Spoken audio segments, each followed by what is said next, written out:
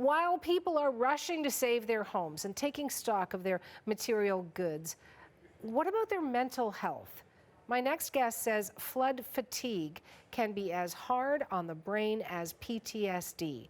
Suzanne Filion is a psychologist. She was out in the Ottawa area over the weekend. She was talking to officials, talking to residents, and we've reached Suzanne in our nation's capital. I'm so glad I want to get to this story because we were talking about it in our editorial meeting earlier, that there are so many physical things that we can show and people can talk about what they've lost, but here in the heart and here in the head, there's got to be some trauma. Suzanne, I do want to get into this with you, but first, there was something that particularly hit me. It was a woman who was in Quebec. She was visiting her home for the first time since it flooded. So let's listen to her reaction as she sees the place she calls home underwater. Here it is.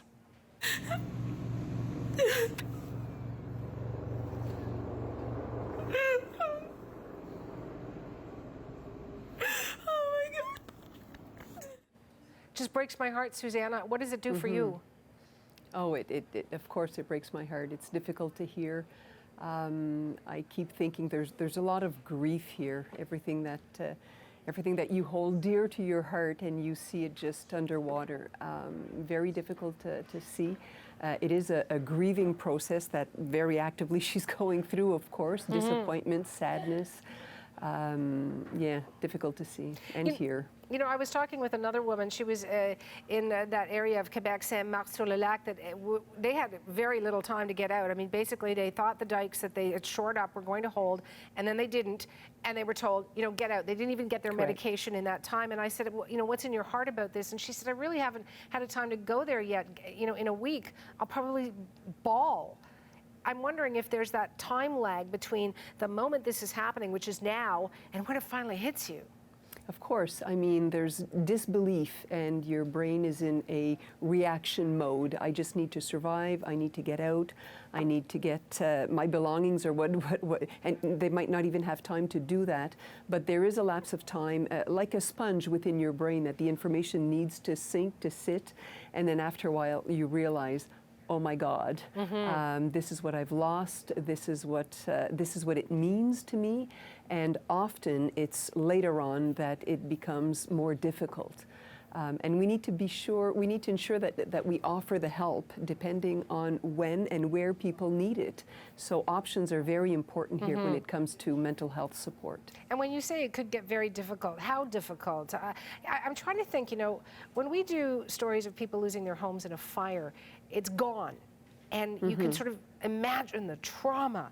But when there's a flooding story, yes, it looks horrible, but then you go back when the waters have left and it looks, oh, the roads are back and the houses, the lawn, there's the lawn, but you don't understand how traumatic that can be as well. Is that part of the problem? Well, I think it is part of the problem, and water is a villain. Water is terrible because it lasts so long. People can discover, damage between walls after a while. So it's a long process. It lasts months and even years where people need to have their homes assessed and have engineers come in. And the paperwork and everything that needs to be done afterwards is almost as not, equally difficult, but it is very difficult. I don't want to exaggerate and be dramatic here, but there are several trauma symptoms that do set in after a while, where people have recurring dreams, they have digestive issues, they have difficulty concentrating, they're quite saddened, frustration, irritability, startled response. So there are several symptoms that can set in the weeks, months, and actually even years to come. It sounds serious. Well, it could be. Again, I don't want to be dramatic about this, but I do like folks to realize that often symptoms can come out. I've seen just recently from the 2017 flooding where I received a call about a month and a half ago, not knowing that these floods were going to occur. Yes. And people were realizing, all right, I have a lot of residual effects here and impacts of what happened in 2017.